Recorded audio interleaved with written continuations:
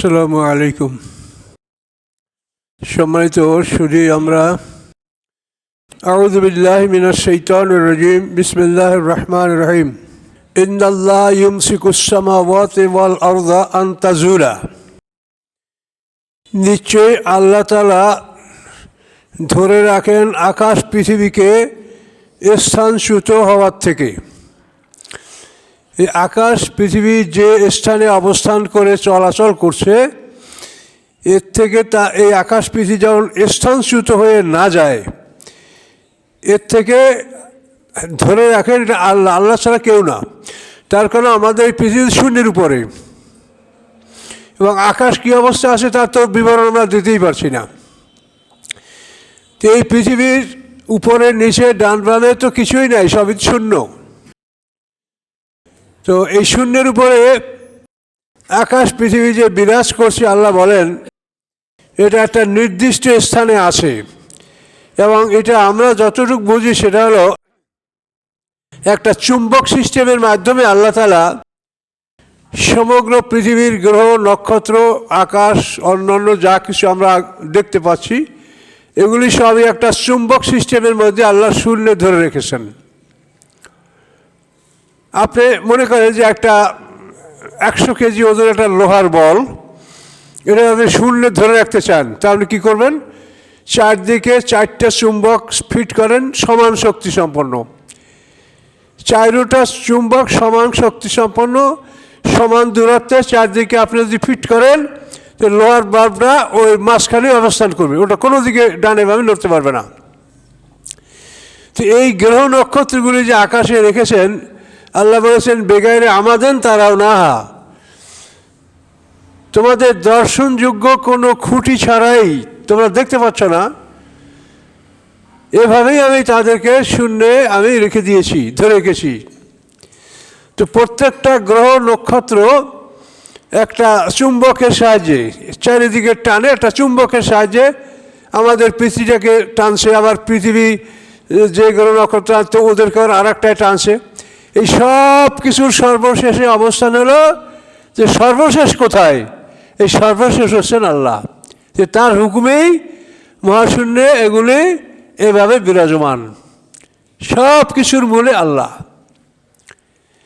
একটা সর্বশেষ সীমা তো থাকবে, কিন্তু সর্বশেষ কিছুই আমরা পাচ্ছি না, সেখানে একমাত্র আল্লাহর হুকুম। সেই কথাটা আল্লাহ আমাদেরকে বোঝাতে চাচ্ছেন। আমরা তো সব কথা বুঝি না, যে আকাশ পৃথিবীকে স্থানচ্যুত হওয়া থেকে ফিরিয়ে রাখেন একমাত্র আল্লাহ। ওয়ালেন জালাতা, যদি আকাশ পৃথিবী স্থানচ্যুত হয়ে যায়, এর আমসাকুম মিন আহাদিম মিন বাদি, তাহলে এমন কেউ নাই যে আল্লাহর পরে তাদেরকে যথাস্থানে রাখবে। এরা যদি স্থানচ্যুত হয়ে যায় তাহলে এমন কেউ নাই যে তাকে স্থানে ধরে রাখবে, এমন শক্তি পৃথিবীতে কোনো কিছুরই নাই। ইন্নাহু কানা হালিমান গাফুরা, নিশ্চয়ই আল্লাহ তাআলা তিনি হালিম, অসাধারণ ধৈর্যশীল এবং ক্ষমাশীল। হালিম শব্দটা পেশেন্ট, মানে অধিক ধৈর্যশীল এবং ক্ষমাশীল। তো এগুলি চিন্তা করলে মানুষের ঈমান বাড়বে যে আসলে আমরা কোথায় আছি, আপনার ঠিকানা কই, আপনি কি বলবেন? এই পৃথিবীতে দৈনিক ঘন্টায় 43,200 মাইল বেগে এটা মহাশূন্যে উড়ে বেড়াচ্ছে। সূর্য, তারপর অন্যান্য যে কটা গ্রহ এই সূর্যের অধীনে আসে, এই যে একটা গ্যালাক্সি, এগুলি সব দৈনিক প্রতি ঘন্টায় 43,200 মাইল বেগে মহাশূন্যে উড়ে বেড়াচ্ছে। তাহলে আমাদের ঠিকানাটা কোথায়? আমরা কোথায় আছি? আমাদের প্রতি মুহূর্তে আমরা গতির উপরে, চলার উপরে আছি। কাজে এগুলি চিন্তা করলে আমাদের ঈমান বাড়বে, আর এগুলি পৃথিবীর যারা আকাশ বিজ্ঞানী তারা আমাদের সাথে ভালো বুঝবেন।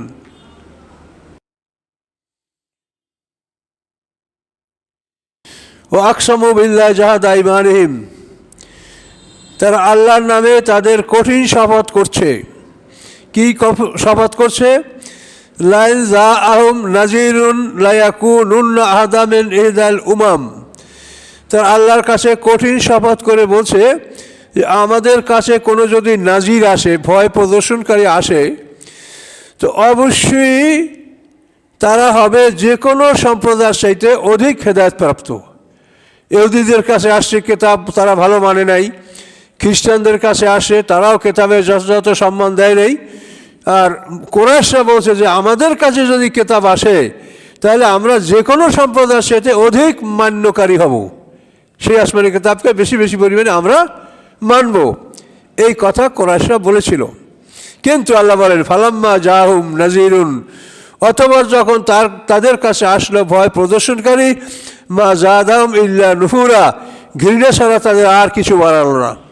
তাদের শুধু ঘৃণাই বাড়লো, তারা এই নাজির ভয় প্রদর্শনকারী থেকে তারা শুধু পালালো, আর কিছুই তারা করলো না। অথচ তারা প্রতিশ্রুতি দিয়েছিল যে আমাদের কাছে আসমানি কিতাব বা নবী রাসূল আসলে অন্য যে কোনো সম্প্রদায়ের সাথে আমরা অধিক হেদায়েত প্রাপ্ত হব, অধিক পরিমাণে তাদেরকে আমরা গ্রহণ করব, আসমানি কিতাব এবং নবীকে। কিন্তু তারা শুধু, আল্লাহ বলেন, তাদের শুধু ঘৃণাই বাড়লো, আর কিছু বাড়লো না। ইস্তেকবারান, অহংকারী তারা হলো। ইস্তেকবার, তারা তাকাব্বুর করলো, অহংকার করলো। ফিল আরদে, পৃথিবীর মধ্যে। ও মাকরিস সাইয়ে, এবং খারাপ কাজে ষড়যন্ত্র লিপ্ত হলো। খারাপ কাজে ষড়যন্ত্র, তারা রাসূলকে হত্যা করবে, কোরআনকে মানুষকে শুনতে দেবে না, এগুলি হলো খারাপ কাজের ষড়যন্ত্র। ওয়ালা ইয়াহিকু মাকরুস সাইয়্যু ইল্লা বিআহলি, আল্লাহ বলেন খারাপ কাজের ষড়যন্ত্র তাদের অধিবাসীকেই বেষ্টিত করে, তাদেরকেই পরিবেষ্টিত করে রাখে, এবং এই শাস্তি তারাই ভোগ করবে যারা এই ষড়যন্ত্র করছে। এতে অন্য কারো কোনো ক্ষতি হবে না। ফাহাল ইয়ানজুরুনা ইল্লা সুন্নাতাল আউয়ালিন, তারা অপেক্ষা করে না আর কিছুরই ব্যতীত পূর্ববর্তীদের নিয়ম। পূর্ববর্তীদের যেরকম ধ্বংস হয়েছে, নবী রাসূলদের সাথে বিরোধিতা করে যেমন ধ্বংস হয়েছে, এরাও সেরকম ধ্বংসের অপেক্ষা করছে। ফালান তাজিদ আলাই সুন্নাতিল্লাহি তাবদীলা, হে রাসূল আমার সুন্নাতে আপনি কোনো পরিবর্তন পাবেন না। ইতিপূর্বে আমার এই সুন্নাত শব্দটা কোরআন শরীফে 13 বার আসছে। প্রত্যেকবারই বলছেন যে সুন্নাত আল্লাহর, সুন্নাত হলো নিয়ম, কার্য, বিধি, কর্ম প্রণালী, কীভাবে কাজ করতে হয় সেটাকে আরবি ভাষায় সুন্নাত বলা হয়। তো আল্লাহ বলেন যে আমার যে সুন্নাত, এর মধ্যে কোনো আপনি পরিবর্তন পাবেন না। সেটা হলো পয়গম্বরকে তারা কষ্ট দিতে দিতে পয়গম্বর যখন মানে একেবারে ধৈর্যের বাইরে চলে গিয়ে আল্লাহর কাছে সাহায্য চাবে, তখনই তাদের উপরে গজব চলে আসবে। পয়গম্বর আল্লাহর কাছে যদি বলে যে আমার জাতির বুদ্ধি আমি সাহায্য চাই, সাথে সাথে সাহায্য আসবে এবং ওই জাতি ধ্বংস হবে। এটা আল্লাহর সুন্নাত। আল্লাহর অনেক সুন্নাত আছে। নবীদেরকে হত্যা করার জন্য কোনো মানুষ ঘর থেকে বের হলে সে মানুষ ঘরে ফিরে যেতে পারে না, এটা আল্লাহর সুন্নাত।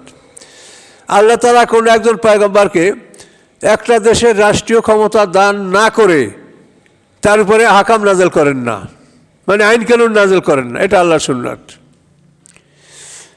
এভাবে দেখেন মুসা আলাইহিস সালাম নবুয়ত লাভ করার পরে 30 বছর মিশরে দাওয়াতি কাজ করছেন, কিন্তু মিশরে তার উপরে তাওরাত নাযিল হয় নাই।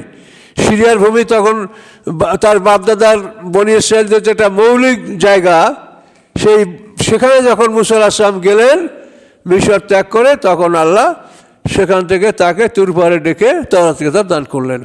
আমাদের রাসূল সাল্লাল্লাহু আলাইহি ওয়াসাল্লাম যতক্ষণ পর্যন্ত মদিনা হিজরত করেন নাই ততক্ষণ তার উপরে আহকামের সূরা নাযিল হয়নি। আল্লাহ রাসূল মদিনা হিজরত করছেন, তারপরেই এই 10 বছরে 28টা আহকামের সূরা, এগুলি সব নাযিল হয়েছে, যার মধ্যে আদেশ, নিষেধ, আইন কানুন, এই সব কিছু আহকাম, এগুলো আল্লাহর সুন্নাত।